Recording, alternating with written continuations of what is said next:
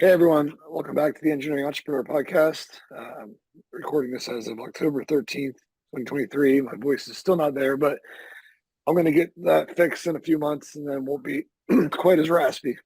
Bear with me. We'll just do all the background stuff. As you guys know, I'm sure by now, I've run CADdesignhelp.com. Go to the website, sign up on the email list, and when you do, we'll send you a free PDF, the top 4 mistakes inventors make, and then you'll also be kept updated on all the news, like podcast releases. Go leave me a review on iTunes or whatever podcast app you use, and if you have any feedback, you can reach me info@CADdesignhelp.com. Our guest this week is Greg Lambrecht. And Greg is the inventor of the Coravin wine preservation device, as well as some other things, but that's what we'll mostly talk about today. Greg, why don't you tell us first just about you, your background, your training,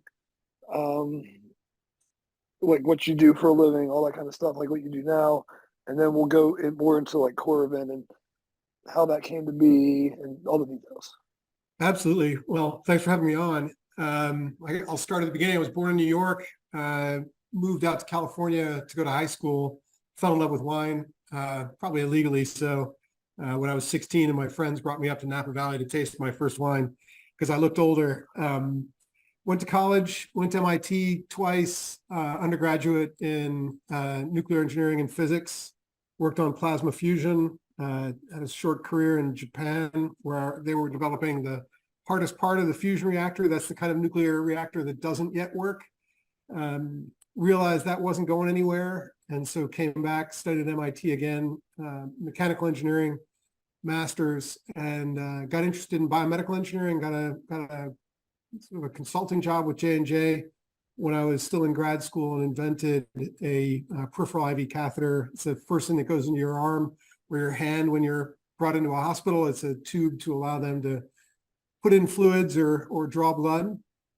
And so I got excited by the potential to improve people's lives through medicine. And I got hired by Pfizer and was hired to invent new medical therapies for them, which I did for 5-6 years. I invented 24 different medical devices, then left and started my own companies. One of them being Coravin. So I'm a sort of a serial entrepreneur. I've had 3 medical device companies, one now that works in spine surgery, and the other 2 sold.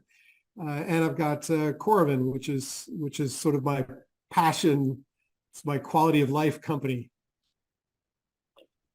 That's interesting. You said that you were hired to invent stuff. I've never heard of anybody being hired to invent anything before at any kind of company. So that's the first I've ever heard of that. Pfizer was really innovative at the time, and I had an incredible first boss in the United States, a guy named Josh Mackauer, who's a walking company. He's an undergraduate in engineering. He's got a business degree. He's got a medical degree. And he had this theory that invention could be scheduled. And instead of just sort of a light bulb popping off in somebody's head at random, he thought, the best thing would be to develop a process to invent useful, valuable new technologies in medicine.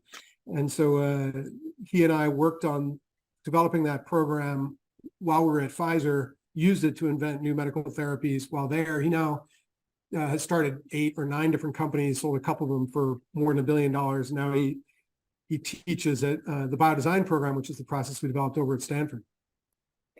I'd like to hear more about this, how you can schedule invention, because I've never heard of this. I want to learn a little more about that before we jump into Coravin. Yeah, it's fundamentally the belief of this program that made it so successful was that the key to a new invention is not necessarily a new technology, but more likely a new perspective on the unmet need or the problem.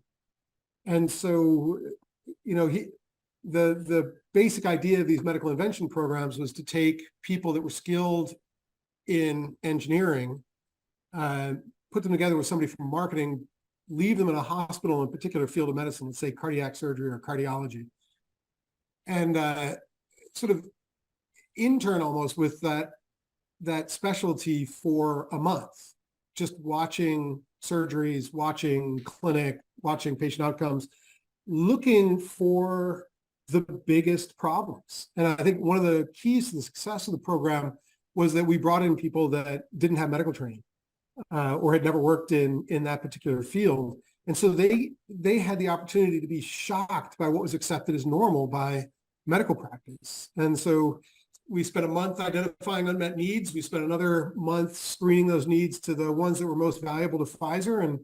And then we spent the last month of a 3-month program inventing solutions to that unmet need, filing patents, putting together a business plan. It was really an extraordinary period in my career, and I now use that to start my own companies, including Coravin. Yeah, that actually makes sense. So yeah, if you want to invent something, I guess you need to pick. If unless you want it to come to you randomly, let's say you just want to invent something for whatever reason, financially, you could just pick a problem, probably pick some subject, right? Like, and then just observe what is happening. Like, let's say you're really into shopping at grocery stores, and you just sit in the grocery store and watch what happens and see if there's some type of inefficiency that could be solved. I mean, that's just an example, but that's kind of what I got from what you were saying. That's exactly right. And I think the thing that I take it as a practice is when I'm experiencing a problem, or a family member is experiencing, or a friend is experiencing some sort of medical problem, I study it briefly, and then I try to figure out what are the different ways of characterizing the nature of the problem that they're suffering. And there's frequently a eureka moment when, all these needs are written down in need statements in a simple partial sentence. It starts off with a way to do X without Y, some surgery without a complication or a big incision or some bad outcome. And there's a moment when you've written it down in 15 or 20 different ways where, if you're lucky, you hit one where you're like, oh, that's really the problem. And it's frequently that unique understanding of the unmet need that enables the invention of something valuable and new. Yep, got it. All right, so Coravin, I guess let's start with, okay, we know that you're into wine. You told us about that, but like, let's start with what the problem is that needed to be solved. It's wine's been around for 8,000 years. It's been in a glass bottle with some closure for the last 400 years. Let's talk about why that is first before why don't you just put it in a plastic jug? Oh yeah, well, 400 years ago, no plastic, but right. But nowadays, plastic is permeable. And the acids and sugars that are inside of wine interact with different plastics in different ways, can eat through them. For example, liners and cans. The high acidity of wine, sometimes pHs of 2 to 3, can go through liners, interact with the aluminum, and create really off flavors. Plastics have a permeability. PET, which is a normal plastic bottle, you'll see things are in plastic say best before, and so it doesn't enable. It allows oxygen to permeate through. It doesn't allow wine to evolve slowly over time. You have to remember that many wineries will hold on to their wine for 2-3 years before they release them, and some of those years in bottle. And so if it was plastic, they'd have to get it out the door right away, and that may not be the way that they want their wine to taste.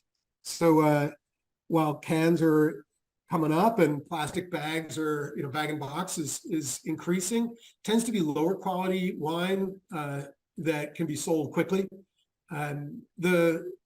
But why cork and glass? I think it was an English glass blower in the southern coast of the UK. I mean, they used to import barrels of wine from Portugal and France and Spain, and they'd be bottled, or they would be distributed from the south of England. This bottler was like, hey, what if we fill these glass bottles with wine and then we close them with a cork? Cork is oxygen impermeable. Glass is completely oxygen impermeable. Both of them don't react with the materials that are in wine. And so it was an incredible discovery, the idea that you could put cork in glass and you could get wine to last for years. So, what was the problem that I ran into? Well, I guess it's fundamentally from the fact that the volume of wine that's sold in a bottle happens to be the lung volume of a glass blower in the south of England in the 17th century, right? 750 milliliters is good when you've got friends over or people like the same wine. But if you just want to have a glass, it's, you pull the cork, you pour yourself a glass, and you've just exposed the rest of that wine to oxygen. Oxygen is not a friend of wine. As time goes on and the oxygen is absorbed into the wine, it turns brown, it can turn vinegary, it goes off. So a couple of questions. Why not?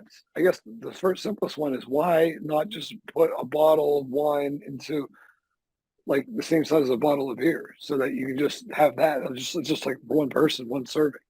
Right. And you're foreshadowing our latest invention, but the fundamental problem has been the cost of the container is about constant. The closure is the same, so cork costs the same or screw cap costs the same. And even if you shrink the size of the glass down to a single serving, the cost of that bottle is about the same as a full size. And so from a winery standpoint, they get less margin from a smaller bottle. And, in the last 400 years, there's a lot of culture that has developed around the volume of sale, the 750 milliliter bottle.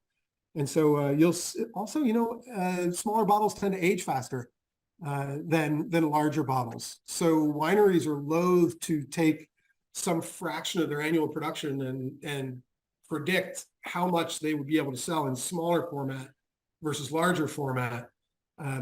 So there are lots of inefficiencies in the system that exist now that sort of push wineries to keep it in this 750 milliliter format. But as a consumer, that's not always what you want. When you go to wine bars, you can order wine by the glass. So what happened to me was I traveled a lot. I worked in medicine and worked in physics. My wife at the time didn't drink much wine. I fell in love with wine because of its variety. I mean, there's 140,000 different wines bottled every year. I loved exploring the world through the wines that were made in different places. My first wines were Californian, where I grew up, and then I fell in love with European wines when I was in college and after I got married. And I loved that variety, but I was stuck having to commit to a full bottle, half of which was frequently dumped down the drain. So I wanted to be able to learn faster about wine, learn at my own rate.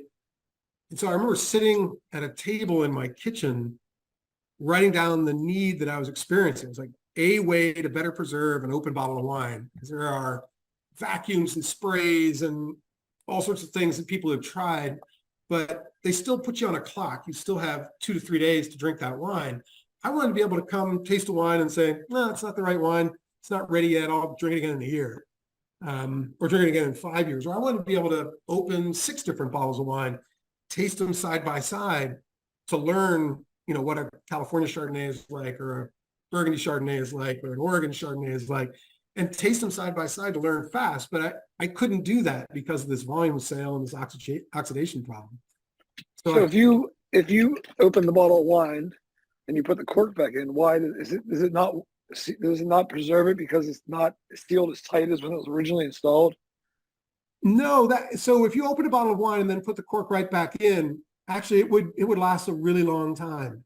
The problem is that in order to get the wine out of the bottle, not only do you remove the cork, but you tilt the bottle sideways, wine goes out. Replacing that wine is air, so glug, glug, glug. As you're pouring into the glass, air is replacing the wine that's in the bottle. That air now fills the headspace. And even if you close the bottle with a cork, the wine in the bottle reacts with the air in the atmosphere that's now inside the bottle, and it oxidizes. The more wine you take out, the more air gets in. So you would need like a device to pull a vacuum on it back to avoid this problem. And that was the most popular wine preservation system used for the longest time. So it's a product called. Oh, they did this. So people did do that. You would hook this up and you'd pull a vacuum on it, And I'm guessing that device that simultaneously would somehow put a cap back on it or cork back in it, because you need to do that quickly. That's right. And yeah, and so the problem is nature hates a vacuum. And so this company, Vacuum, made these rubber stoppers you could stick into the top of the bottle, and then had a valve at the top. You could pump away and suck out some of the atmosphere, but not all of it. And then the other problem was that, well, there were two other problems. One is the aroma. There are some dissolved gases that are frequently in wine. And so if you're applying a vacuum, you're sucking all those dissolved gases out of the wine. There's dissolved CO2, there's dissolved sulfur. And so the wine changes as a result of the vacuum. And so another technology that was developed was the spray can of argon. So argon's a noble gas. It doesn't have any known chemical reactions, and it's heavier than oxygen. And so these various companies came up with ways of basically spraying argon into the bottle after you poured the wine out, with the hope that that argon would at least lessen the interaction between wine and air in the bottle. And so those work a little bit better, last a couple of days without disturbing the gases on the inside, but they're not great at preserving the wine. The wine changes for sure each day that passes, and always for the worse. And so the limitations on consumers like me, the limitations on wine bars and restaurants, were that you'd use these technologies if you plan on drinking that bottle of wine over the next day or so. And then you would go to the next bottle of wine. In a restaurant, you wouldn't open expensive bottles. You'd serve inexpensive bottles where you could afford throwing away half. It's called wastage, and it's a huge problem in the wine, in the restaurant industry, in the wine bar industry. So all of these limitations led me to that kitchen table where I was writing down, way to preserve better preserve an open bottle of wine. And then I remember writing down, I want a way to be able to drink or serve any amount of wine from any bottle I own, whenever I want, without having to think about when I'm going to drink it again. That's what I want. I wanted I remember writing a way to teleport wine out of the bottle into my glass. Leave the cork in place, let the wine come out. And then I remember writing down a way to pour wine from a bottle without opening it. And I thought, if you never open it and you never let air get inside, then the cork is doing its job, the glass is doing its job, and you can come back to drink that wine weeks, months, even years later. And that was the new perspective that enabled me to invent what is now Coravin. So let's talk about that process. So now you tell us, you got a very good understanding of, all the options and things that were done. How did you, I guess, what was the first prototype, or where did you start? Just give us the whole story. So the good news was that I worked in medicine. And so my dad had been a type 1 diabetic his entire life. So he had been taking insulin out of bottles with a needle and a syringe. And so I thought, the very first product I developed, that J&J thing, was a needle-based product. And then the first thing I developed at Pfizer was a chemotherapy delivery system that had an implant underneath the skin, and you would access it with a needle over and over again during the course of somebody's therapy to inject various chemotherapeutic agents. And so I got really good at making needles that went in and out of things without doing damage to them. And so I had this needle in my hand and a bottle of wine going, there has got to be a way I can get this wine out. And so I first thing I did was I took a syringe, I screwed the needle onto the front of the syringe, and stuck the long needle through the cork. This is a non-coring needle. It's a special kind of needle that doesn't remove material or clog up. It sort of pierces and dilates its way through a material, but it doesn't core it in any way. And so I got the needle through the cork, got into the wine, tried to suck the wine out, but of course, vacuum, it tried to suck the wine back. So I was like, okay, well, I can take a little bit out, but I can't take a glass or two glasses out. What if I inject an inert gas into the bottle, pressurize it, and have that gas push the wine out through the needle into my glass? Sort of like it's not Venturi effect's not the right word. It's like a siphon. Yeah, siphon. You're creating a siphon pressure. right, you're creating a siphon with this inert gas. Yeah, yeah, exactly. I basically inflate the bottle, although it doesn't expand. Inflate the bottle with 1.5 atmospheres of gas, and Yeah, that there's pressure difference will yeah, drive the wine out of the bottle into my right. glass. Exactly. You have a higher pressure on the inside versus the outside. So as soon as you give it an option to go somewhere, it's going to come out. That's right. That's right. And so I took the needle, bought a canister of actually at the time I got 4 different gases. Helium, which was a lot of fun. I had a 3-year-old son. We breathed most of that, but it's a noble gas. So helium, nitrogen, argon, and carbon dioxide. Nitrogen and argon have argon has no chemical reactions. Nitrogen only has 3 in the atmosphere, I believe, and none of them really involve wine. And also actually nitrogen, argon, and carbon dioxide are all used by wineries to push wine around inside the winery, as well as to clear the bottle before they fill it with wine, and before they cap it. So I knew those would be reasonable gases, and I started to experiment with different needles, different needle sizes, those 3 different gases, different pressures, to drive the wine out. I didn't want to push the cork out, but I did want to push the wine out. So I had to find a pressure that was low enough not to remove the cork, but high enough to pour a glass pretty quickly.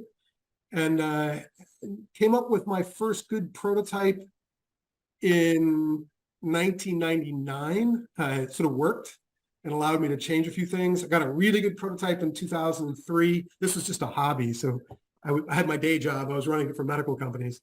But I started to make some refinements. Coravin in the end is a simple handheld system about the size of a paperback book. It's got a thin hollow needle that pierces the cork. It's got a trigger that allows you to insert the gas into the bottle. That pressure is controlled by a regulator, a dual stage regulator that keeps the pressure within 1 psi of our goal, target pressure. And then that pressure pushes the wine out of the bottle through the needle into your glass. You then pull the needle out, and the beauty of cork is it's one of the most elastic solids on the surface of the earth.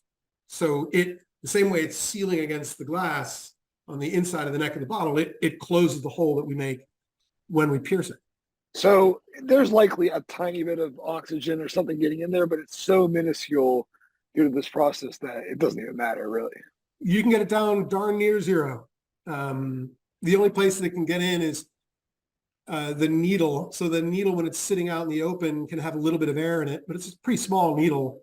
And then you can also solve that problem by priming the system with argon, by giving the trigger a quick press before you push the needle through. Then no oxygen. Oh, so argon was the final gas that you decided to use. It was the best gas. Interesting why. Helium left the bottle so fast it would suck air in, so that did not work. When you tip the bottle back up, so you pierce the needle with the system, tip it sideways so that the wine is touching the needle. You press the trigger, gas goes in, the wine comes out. You then tip it back up to vent any extra gas before you pull the needle out. With helium, all the gas would leave and air would get sucked back in, so it didn't work.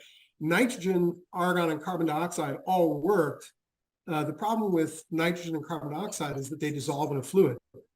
They essentially carbonate or nitrogenate the fluid and make it slightly bubbly. Guinness beer is nitrogen bubbles, for example. Very small, fine bubbles, and the rest of most beers. Well, I mean, that could be an option for people that like that. Oh yeah. If you want to change your wine, we had nitrogen capsules for a while in Japan because they wouldn't let us sell argon. You should make that an option. For people that want to mix it up. Yeah, different gases, a little bit of spritz. Yeah. Like you can blend argon and CO2. What would happen if you did that? You get a little bit of spritz, right? And so we've had some wineries ask us for that because they have a lot of dissolved CO2. It's not a sparkling wine, but they have some dissolved CO2 in their wine, and they were hopeful that we could make a blended gas. Argon is so good across the board that we just sort of stuck with it. Cool. So once you finished the final version, what did bringing it to market look like? Yeah, it took me 11 years to finish the thing, I wanted to make sure that a bottle that I Coravin today would be indistinguishable from another bottle from the same wine 5 years from now. And so I started these 5-year tests with wines from all over the world and wines of different vintages to make sure that I had like the broad spectrum of different varieties of wine covered. So 1999 to 2010, raised a round of financing, small round from friends that were investors in my medical companies, launched the company in 2011, hired an unbelievable CEO and engineering team run by, well, Nick Lazaris was the CEO, and this guy, Mike Ryder, who was the VP of R&D. He had built a lot of what Polaroid had built. He was working at the time at iRobot, running a lot of consumer product development for them. An absolute genius and great manager. And so he took my prototype and turned it into a real product with a team that he hired. Took us 2 years from 11 to 13 to launch. So I'd made 16 different iterations, 15 different iterations in my own home, making it gradually easier to use as I was giving it to friends to use and give me feedback. And then we made another 8 in between 2011 and 2013 until we got to the final design, and then launched in 2013. I'd been lucky to meet one of the most important wine figures in history, a guy named Robert Parker, who rated wines around the world. And he's well known for never taking money from companies and never doing anything promotional. And I luckily met him and showed him the Coravin, and he loved it so much he put us on a video together, invited me to his house, and so when we launched, we wound up selling out in a couple of days. It's crazy. So no Kickstarter. Maybe Kickstarter didn't exist back then, but this sounds like a perfect product to go to Kickstarter with. It would have been. I would have done Kickstarter, I think. We just put up an email list and sold a couple thousand before we launched. This was what, 2013? 13 July. Yeah, it's our 10th anniversary. I feel like Kickstarter wasn't quite there yet. Maybe I'm wrong, but I don't. If it was, it was real early. Yeah. Yeah, interesting. So did you kind of do it like Kickstarter, where you offered it like for a pretty like low price with that first like push, I guess, the email list, or was it just like, hey, here's like, this is what we're going to sell it retail, or were you selling it online, or did you have a distributor? Yeah, it varies by country. So we're now in 60 countries. We've served 250 million glasses of wine in the last 10 years, sold millions of devices, and our biggest country is the United States. So when we launched first in the US. We launched online through our own website, through Amazon, through wine stores like Total Wine and Spirits and small local wine stores, and then also through retail. So Best Buy, Williams-Sonoma, Sur La Table, those kind of places, Neiman Marcus, Bloomingdale's, Macy's. So it was a real mix. And then we had 4 different kinds of customers. We had consumers, 2 big blocks, consumers in the trade. So people like me just wanted to drink a perfect glass of wine. And if their wife wanted or spouse wanted a different wine, they could now pour them what they wanted. And when friends came over, they could serve them whatever they wanted, not just what was open. So it really made sort of your house into a wine bar. This small handheld thing, you can serve any wine by the glass, or by the taste, or whatever you want. So we had consumers we had to reach. And in the US, there's 36 million people who drink all the wine. And so the big problem in consumer is, how do you get at those people efficiently without spending a ton of money? And so what we realized was the other parts of the industry could help us sell to the consumer and make the consumer aware. So wineries used us in Napa and Oregon and Washington in their tasting rooms. So people would come in and taste wines. They wouldn't necessarily open the bottle. They could just taste them across 10 or 15 different wines and not have to throw any of the wines away because they were all still Oh, right. Right. Yeah. I Yeah, mean, so people can, you might even just give it to the winery because it's worth just, having them use it for, we did. yeah. You just say, hey, we'll give it to you. All you got to do is make sure you tell the people drinking it, tell them, Yeah, show them how it works. that's it. And so it's very important for us before we launch in the country that we went to the wineries, because ultimately we use our product on theirs. So we didn't want them to see it in a restaurant or in somebody's home for the first time and go, what the heck is that? That you're using on my wine. So we did a lot of the testing early on with them. And then they started to use it a lot. They still do. And then showed it to restaurants and wine bars. So before we launched, we gave it to restaurants in New York and San Francisco to try and to break it so that we could fix it before we launched. And those restaurants changed their wine by the glass program dramatically and started to offer pretty much anything by the glass. Some restaurants offer hundreds of wines by the glass now, or 15, 20 different. Yeah, they start with the cheaper wines in case it doesn't work like you said it was going to, and then over time they'll keep expanding it because they don't want to open the $20,000 bottle of wine to pour glass and have it go bad a week later. But once they've seen it work, they're willing to take that risk. We did before we launched. We did a bunch of blind tastings with the sommelier from around the world, so that we would Coravin a bunch of bottles from a case, but not all of them. And then we'd come back at 3 months, 6 months, and a year to blind taste them together.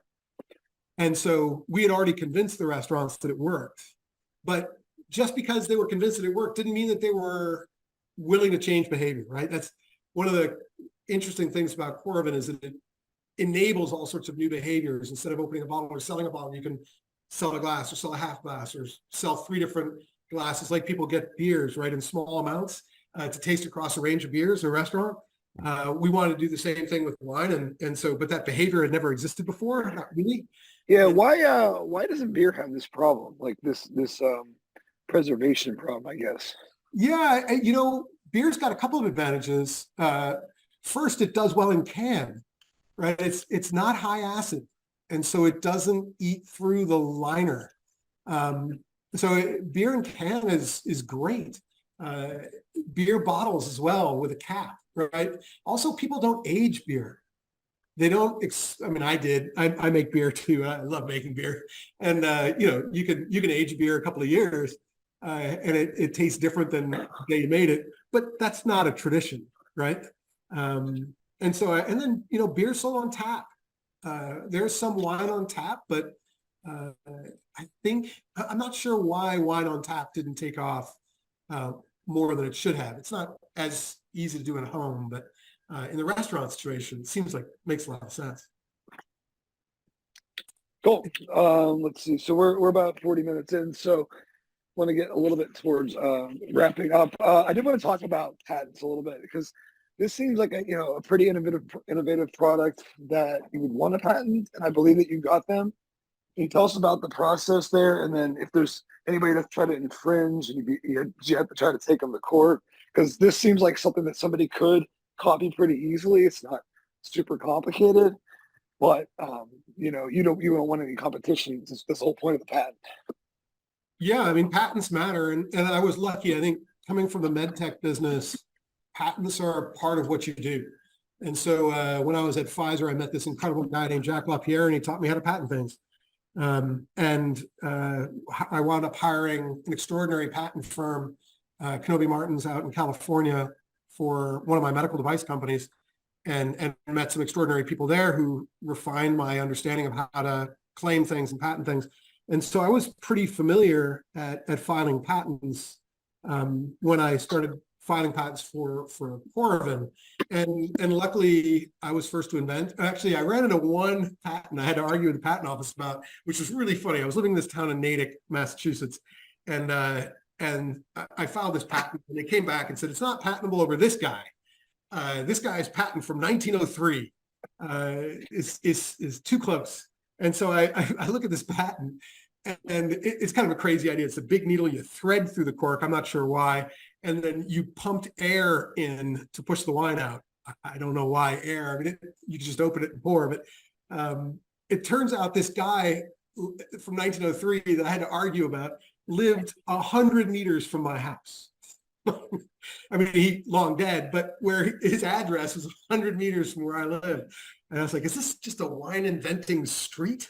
Is this what? That's a crazy coincidence. Oh, yeah. Doesn't make any sense, but yeah. But we got our broad claims, essentially passing a needle through a cork, removing wine using an inert gas, and then removing the needle in the cork resealing. So we have not had anybody try to infringe. And we've had a couple of people that try to copy our argon capsules, and we've been able to shut them down pretty quickly because our patents are broad and many. yeah, cool. Yeah, for sure. All right. Well, the last two questions I got for you. What is your number one tip for the audience? Because you got a lot of experience in inventing and creating things. What would you say your number one tip is? Number one tip, I always give two. One is the best inventions come from that unique understanding of the unmet need. And the other is the difference between an inventor and an entrepreneur. And it's important to figure out which one you are. An inventor wants to create something brand new. An entrepreneur wants to use that invention to change the world. If you're an inventor, you need to figure out how to license your stuff to somebody who wants to use it to change the world. If you're an entrepreneur, it's a great life. It's completely absorbing. It's hard to maintain a family, but outside of that, it's an extraordinary experience. Cool. And then if people want to get in contact with you, what's the best way? Best way, Greg at Coravin. That's GREGATCORAVIN, all one word. That's my Instagram and my Twitter or X. Feel free to connect with me there. So Greg at Coravin.com. Greg at Coravin, not Greg at Coravin.com. Greg at Coravin on Instagram. Oh, okay. So Greg at symbol Coravin. No, AT. Greg AT Coravin. Oh, okay, not the symbol. Okay. So you want people to go to either Instagram or Twitter or X? Yeah, DM me. Got it. Okay, I'll just write it down. Awesome. Cool. Well, thanks everyone for listening. Thanks, Greg, for coming on, and I guess we'll catch everyone next time on the podcast. I'm really looking forward to it. Get better.